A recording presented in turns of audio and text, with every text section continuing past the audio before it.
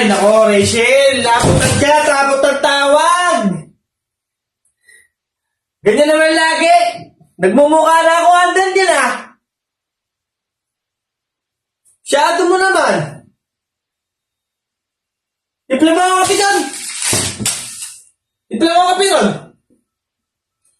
Mimiyasa kaya. Sensya na. Kuha mo na.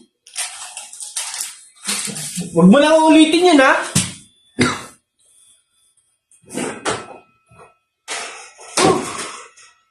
Pasensya ka na ha.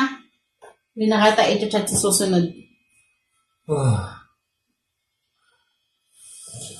Ayusin mo lang sa susunod. Pasensya ka na ha. Pasensya ka na ha.